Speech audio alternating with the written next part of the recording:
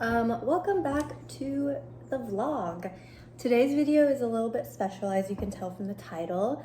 We're going to do a 24-hour bookathon, which is really exciting because I've never actually spent 24 hours solely on reading. Unlike other bookathons, there might be some changes because I think my goal for this video is not to see how many books I can complete in 24 hours. It's more of like a challenge for fun. Most likely I will sleep like a couple hours.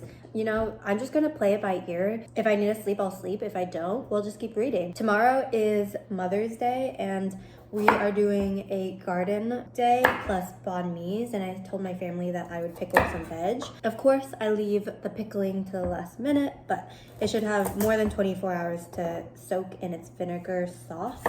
I have cucumbers and carrots that I'm cutting right now. I'll get a pot of vinegar and water and all that good slurry boiled and simmered and into the pot before I actually talk to you guys about what books I have planned. The last couple weeks, I haven't been doing much book related work. Like I haven't been writing, I haven't been reading. I'm still working my way through Yesteryear, which is maybe the longest it's taken me to finish a book this year. I read A Little Life, but I actually think it was last year that I read it in the winter. And I also read Alchemize, both 1,000 pages. And I think I'm getting through Yesteryear slower than those books. So I think if anything, my goal is just to finish that book. My friends are gonna come over.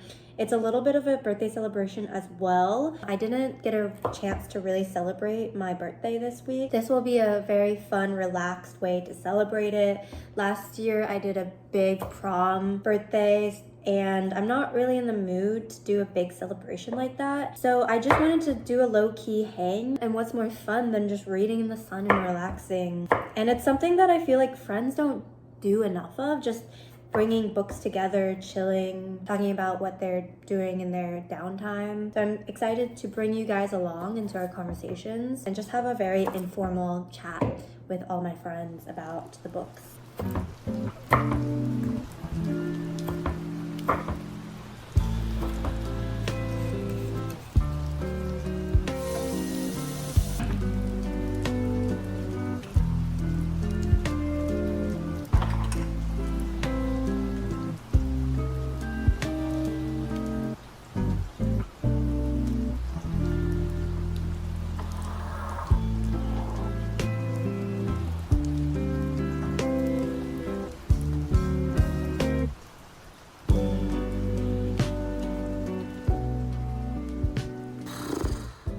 Right before I started filming this, I realized that I didn't have the one book that I really wanted to finish, which is Yesteryear. So I had to do a quick call to a friend to see if they could pick it up from my house. As you can tell, this is a gorgeous house and I'm only staying in this house for one night. I'd love to live here, oh my god. But like, come on, this is a room that you can only partly see. The kitchen that I was in, like chef's kiss, but besides the point, I was like freaking out because I was like, where is Yesteryear? Like, where the fuck could I have put that? And I realized I was reading it last night in bed and I put it under my bedside table. I know, I cannot believe that. So I probably can't start with that book. I'm planning to go from 1 p.m.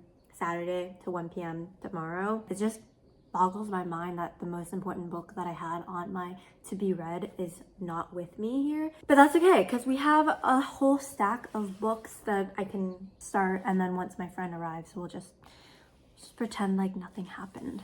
On my previous videos, I gave up on this book, Sinners by Pat Gadigan, and this was actually the only book I had with me when I went to my free soak on my birthday. I actually kind of vibed with it, so this might be in this 24-hour vlog.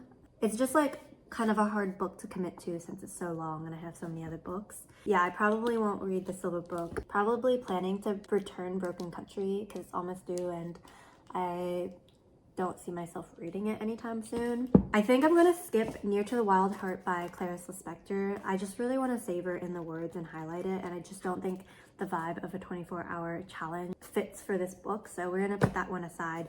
Same with The Silver Book by Olivia Liang. It's just something that I need to soak in and sit with to understand all of its nuance. I think I'm going to start with A Man Called Uve because I heard this one is really good, but I've heard Stranger in a Strange Land is really good. It's quite big. I don't want to start too many books either, right? I also heard that Honesty by Suzanne Clark is good. So I think really realistically, these two books and Yesteryear are the books I'm going to get into. I think this vlog is also going to be very vibe based. So depending on how I feel when I finish a book, if I finish a book, or if I just need to switch things up midway through, is how I'm going to go.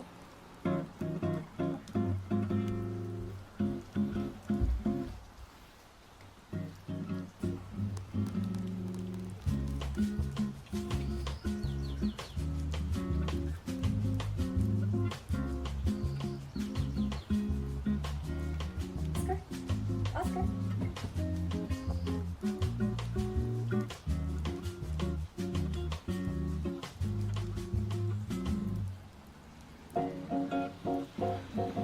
Alright, my lineup is first The Overstory, which I'm partway through, and then The Maniac, which I'm also partway through, and then Burnham Wood, which Jeannie, I believe, actually read. Not started this one yet. Very excited. It's a different cover. That's cool. I'm Julia. My lineup is YN, The Lust Lizard of Melancholy Cove, Thai Song, Throne of Glass, All About Love, Sunburn, and The Ensemble. How many are you finishing today? All of them. All of them. All of them. Oh hey, didn't see you there. I'm Cedar, and I'm finishing The Dogs of Summer before I get started on Butter, The Pisces. I'll jump back into What It Takes to Heal by Princess Hemko, and then finally gotta join the Overstory train. Wow. One of my all-time faves. I have to finish this. This is my homework. I have 2 chapters left. I'm finishing this before I can get on to Cool. 2 chapters will go like this. like that. Like that. I feel about gentle instrumental music. I find it helps me focus. Is it comfy? It is, but it doesn't look like it would be. Also, Jeannie, I'm gonna have to get you a new book, because something seems to be happening in this book. I think Yeah. He's like, I treat it gently. you are bad. Look what's outside.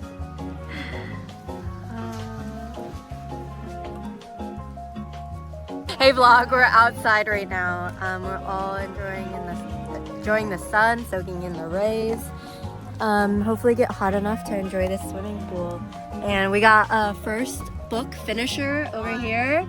Done. Bad. Shoot. 82.5 if I'm being generous. Wow. It just was not very fun to read, and I don't feel like it benefited my life in any way.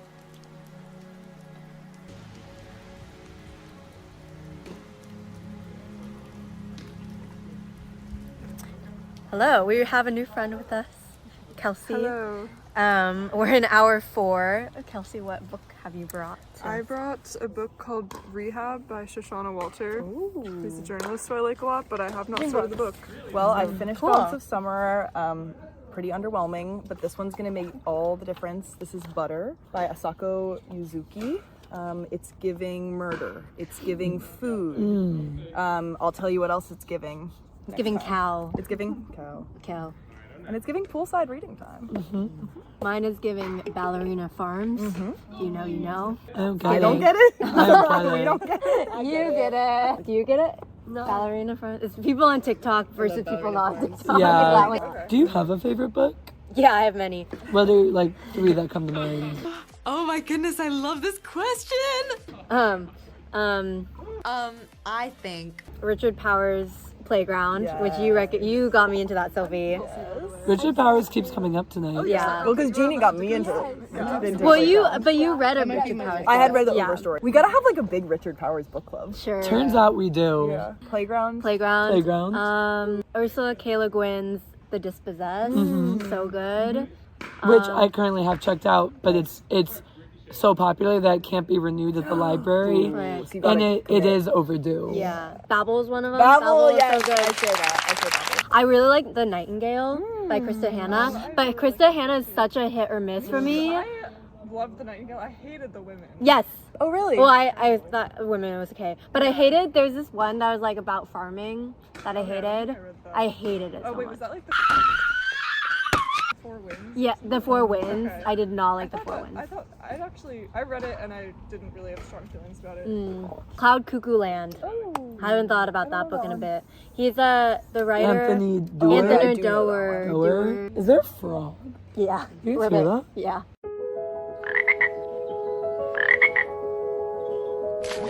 Is that really a frog? Yes. Really? No, I'm just. I think we're all just farting without. I was trying to blame the frog. A frog? What the heck? Frog. Yeah, I share Babel. Shout And then Overstory was, at the time of reading it, my fave. But Loki Playground might have been better. Playground. That's what I think. So- I prefer. Playground. So one Richard Powers book. Mm-hmm. Sunburn, for sure. I think those are my top 3. What's your top 3? For me, The Miraculous Adventure of Edward Tulane by Kate DiCamillo. Yeah, It's I've read that many times. the first book that ever made me weep. Yes. I sobbed. It is a children's book. It's like a children's chapter book. And my mom read it aloud to me in a road trip growing up. And I remember very vividly, like, at this tragic scene towards the beginning. Don't worry, no spoilers. I was in the backseat of the car, like, sobbing, and I had to ask her to stop reading for a while so that I could, like, regroup myself. It's intense. It was intense. First book to make me cry. And it's about this toy rabbit. And growing up, I had this beloved stuffed bunny. Oh my god. So it was hitting really close to home. So that book has stayed with me my whole life. I recently reread it, actually, and it does hold up. Really, anything Kate DiCamillo has written, she is a stunning children's author. Like, she writes about things for kids in a way that is just so beautiful. And, like, is able to make, like, children's books deep and emotional. Nice. A Tale for the Time Being by Ruth Ozeki. Oh, I love Ruth Ozeki, but I've only read that other book of hers. Book of Form and Empty. That The one. Book of Form and Emptiness. Yeah. Yes, I love Tale for the Time Being. Like, maybe my favorite book, and one I do revisit and love time and time again. Anybody else have a shout out of books? I love The Night Circus. Oh, that's fabulous. I also love Sally Rooney. What's your favorite? Normal People, but I think Sally this is the Rooney's- first one I read by The people love All her. the books are similar enough that I think I would have liked whatever. Whichever one came Yes, first. any of Totally, them, yeah. totally. Oh, I have a shout out. Okay. Frederick Backman's book. Which fave? Oh, my favorite's probably my grandmother told me to tell you she saw it. I haven't read that. I've read That's a almost great all of his, one. but I haven't read that one. Okay, I think that's my favorite one because it's like almost like a twist on fairy tales, but make it adult. And it's about like a kid, but it has very like adult ideas in there. Anxious people. It's a fun like mystery, but then it like doesn't go in the direction you think. It's like less. In the end, it's like less about the mystery, solving the mystery, more about the characters, which I like. A Man Called Ove is his. I have that book. That's what I his was like reading. most Yeah. well known. Okay. My favorite was Beartown. I heard Beartown's really I good. haven't read that Oh, one. I love Beartown. The sequel was bad, but the just the first. You don't. Is need it to read trilogy, right? Or is it? It's like he wrote the first one and then he wrote a second one like so long after that I'm like, you clearly just were. This feels like a cash grab to me. You don't need to read anything more than the first one. Yeah. Love authors. Love authors. We love authors, especially authors with unpublished books. Wait, I want it to be published someday. You're manifesting bad things. No, not true, not true. What? Babel. Oh my god, my favorite book! Babel, Fire. How far Babel. into it are you? 7 pages. Like a good chunk? I think 200. Oh, what? Everybody take a guess. You've been reading more. Well, I can Yeah, see 'cause your he was bookmark. sick. Everybody take a guess. He did some try. I can see your bookmarks. so I can't. 178. I know. I feel like 210. 207. 385. 385, 304. 126. 201. We're seeing where really Prashant is in it. 176! Who said it? Wait, No, I said 126. I said that. Oh, you said 126. I said that like exactly. Really? It's on camera. It's on You win the camera. book. Yeah, rewind. I think I said that. If I didn't say 176, I said 170 something. Did some try. I can see your bookmarks. so I can't. 178. I know. I feel like What do I get? A sip of your juice? Say your favorite book. Right now? Yeah. Peek over from behind Sylvie's shoulder, though. Mm. Microphone. Can you see me? Yeah. You've got the mic. My favorite book's All the Light We Cannot See. Anthony Delaware. What are people's like favorite genres? Literary fiction and magical realism. Oh! Okay, if you like magical realism, you're gonna love A Tale for the Time Being. Okay, great. I believe that. You're gonna die. That's what I liked over about. it. I feel like Yes. a form of emptiness was like sprinkling it. It Yeah. was That's like my favorite edging me magical with Tale it. of Time Being is full Oh. on. Oh, Yummy. The Spear Cuts Through Full Water. Have you read that? No, I've heard of- I've You never should heard read of that. it. That's Okay. a 5-star book. Whoa. Such good. It's Wait, so I need to like start fairy writing this tale down. esque. Oh my god. Super beautiful. Okay, I've moved temporarily inside into their living room. Such a beautiful living room. Shout out living space. It is time to lock in. So I'm about 3/4 of the way through yesteryear. I can definitely see why there's a big hype for this book. I would not say it's my favorite book. Like it's very captivating and it reads like a well-crafted story. The structure of it is actually, I think about the craft of how this is made, why things are the way it is, and there's so much intention in how the author builds this book, which is great. But it being such an unlikable narrator, it's hard for me to put this into like a higher star category, but I have to just like enjoy it, and I am enjoying it. It's about a 4-star read for me right now. I think why this book is so heavily talked about right now is because it is a great book club read, especially given how we all interact with social media these days. Seeing this perspective of how someone who's so performative on a screen and like what their life might look like behind the screens, I think we all kind of deal with this self-image of who we appear on social media, and we go at least when I was like younger, we all go through this like phase of understanding that not everything you see on social media is true, and that is like, this is like that backstory of it. This woman is very unhappy with her life. She puts on this like smile and facade to pretend that she is, because like it's the only way for her to survive right now. I think because of how depressed she is, but she can't admit it, and how sucked into this world. And so it's really interesting how much influences are seeped into her own identity. It's interesting that this book is coupled with her storyline being pulled back into the 1800s. Really, that is a storyline of survival, and it's that juxtaposition between choosing that life versus being put in that life is really interesting in comparison, and seeing how she deals with that kind of grief and that kind of reality check. And yeah, I think this book is very captivating. It reads really well, it reads really fast. I really can just sit through a whole evening and turn these pages. I don't need to put this down. It's a real page turner is what I'm saying. Hey, so it's now dinner break. We have been reading off the charts, but in order to continue the next 17 hours, we need some food. Josh is still reading. He has not put that down. We unfortunately didn't get on camera because we were all too busy reading, but picture this. Josh reading, stirring, flipping tofu, cooking, chopping, all with book. It was crazy. I have never seen anything like it. The dedication is just unheard of. Yeah. So we are gonna put our books down to share a meal together. Putting our books down to share a meal together, but don't worry, as soon as the bowls are empty, the books are back up.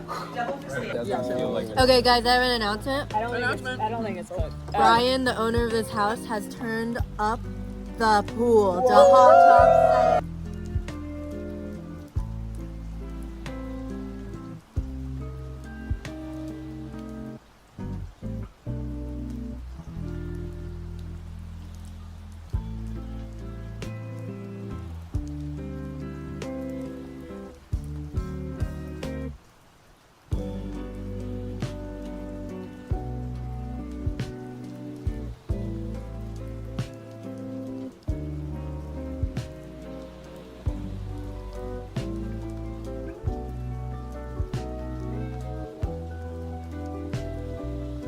Not reading in our book club. We're not ready. Abandonment. No! By Melissa, I wanted to read that one. I think you guys would really enjoy that. We're not gonna read Piranha Sea. Girl, are you really reading this book? I also wrote that one. Okay, we're not gonna read Milk Fed. Okay, we are not. You have to say we are not. Okay. Yeah, you have to say it, Nate. Nate, do you know what to do? We are not gonna read. They can't read, I heard. as I lay dying. Yeah, that's okay. We are not going I'll to read it read anyway. Bewilderment. Pass it on, pass it on. We are not going to You're read voting. Black Stanley! Black Stanley. We're not gonna read Lincoln Highway. Oh. We're not gonna read Master and Margarita. We're not reading Babel. Thank God. Well, some of us are. We can talk about it anytime. Okay, we're not reading Left Hand of Darkness. All right. Not reading Near to the Wild. That means we're reading Bewilderment. No, that got taken, girl. That was one of the first books. Jeannie, what are we reading? Count of Monte Cristo. No!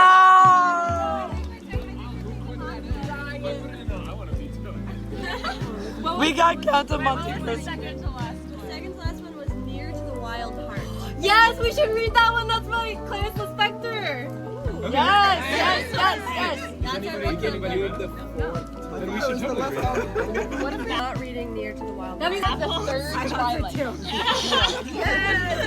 we all just pulled Near to the Wild Heart for our book club, and our former British boy is going to read us.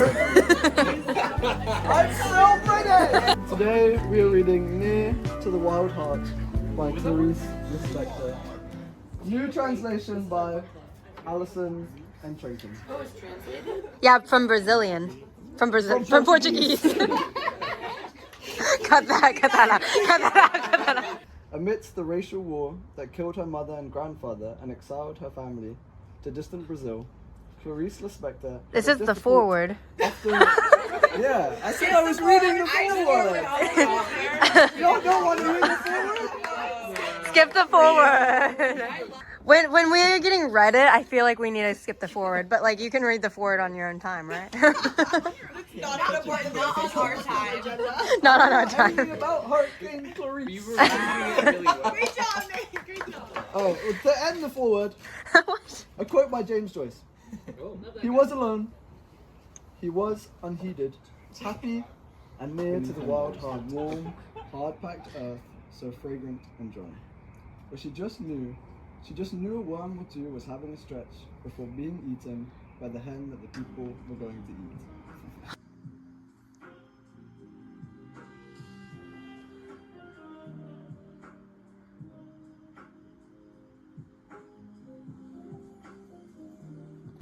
Okay, I'm back. It is now 1:30 and I've just finished my first book within this 24-hour reading challenge. Finished yesterday finally, and for the longest time I was like, yeah, this is 4 stars, it's pretty good, not my favorite. And I think the ending has kicked it into a 5-star read. Like the last 50 pages, my jaw kept dropping. I was just like, I see why there's a big hype around it, because it's so psychological and so well crafted, and there's so much to talk about. And I mean it's 1:30 in the morning, so I don't know how much we're gonna talk about it now. Hi Oscar. Just like falling asleep and then waking up and then trying to read more of it. But I am glad I finished it. I just like don't know how much I can talk about this book without spoiling any of the ending, because that's all I want to talk about with someone. If you're out there and want to talk to me about it, just DM me. We can chat online. It'd be so fun. Up until the 50 to 100 page mark, I was like, yeah, this is a 4-star read. Like what I want from this more is it to be from the 1800s. I was like, I feel like we're missing a lot of that perspective, and it all got cleared away in the end, which I think ended up bumping it up into that 5-star category. I will say I read some reviews online for this, and the first review on Goodreads was rather a hot take about this book and how it's kind of like making fun of influencer women, and I don't think that's what Carol Claire Burke was doing. I honestly don't think it's a satire on influencers at all, or on traditional lifestyles either. I really do think it's a commentary on women in the workplace and how that shifts over time and what that does to a specific identity. The woman, the main character in this book, could have been a completely progressive work mom, and yet she still might have dealt with similar themes. And I think this, it kind of talks about like just the roles of women, how we have to be like strong in a certain way that's not over dominating a man's voice in society. This one is a really good read, and I do highly recommend you get your hands on this as soon as possible. I really want to get back into a man called Uwe. I was reading this for the first like 30 minutes of the bookathon until yesteryear came, and so this is the book that I just like want to continue and then finish all the way through. You can tell I'm tired because I'm like forgetting what I just said in my previous sentence. Okay, it's 2 a.m. I've officially given up on reading. I have 11 more hours of this challenge, so we're over halfway through, and we will see you guys in the morning. Sage is still on the couch reading. So sleepy. So sleepy. You got it. He's trying to finish the overstory. I think he has like 40 more pages. But that is a dense book to get through at 2 a.m. So good luck to him. Hello, good morning. He was supposed to come at 4 a.m. And I was like, okay. So me and Sage did end up snoozing. And it's like 9 a.m. the next day. So I had a big snooze. It wasn't even small. I've been reading since 6 a.m. As long as someone has been reading the entire time, it's a 24-hour bookathon. And I was up at 4. He was up at I was up till 3:30. We just missed a 30-minute gap. Yeah, Oregon demands a 30-minute lunch break every 8 So hours. true. So That's mandatory. it's mandatory. This is the ultimate friend 24-hour bookathon. Okay, so I have 3 hours left. We'll see how much I actually read in the morning. Probably only like 20 minutes. I'm kind of booked out. Reading for 24 hours and having that your priority, even if you don't read consistently for the 24 hours, but you just like, it's like on your radar. It's like hard. It's like, you have to wake up and read. Like it ends up being a chore rather than a pleasure hobby. Man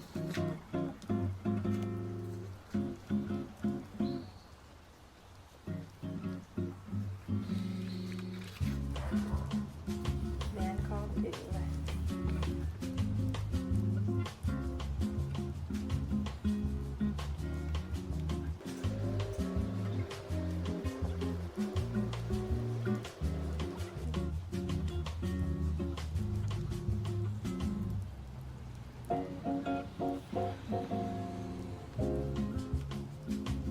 That's really sad.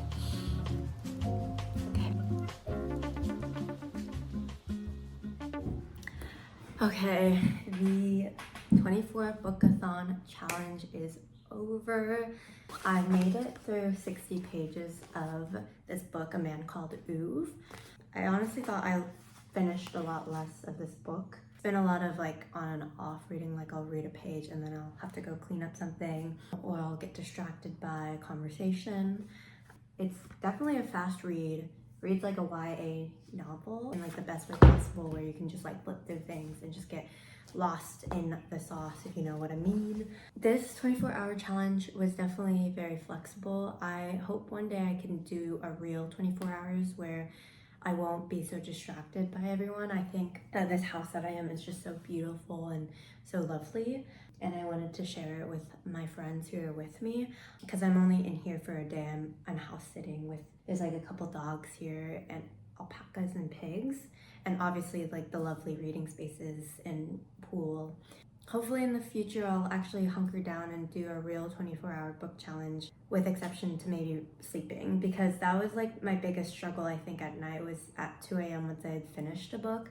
I thought I was like pretty wide awake at 2 a.m. when I finished, but once I started reading this one, having to dive into a new setting and a new book, it was kind of hard to regain consciousness and be motivated to read through the night. So at that point I just called it, but it was really good because I like passed out on the bed, and then my partner who came in, he had come home at that time. I was like so passed out.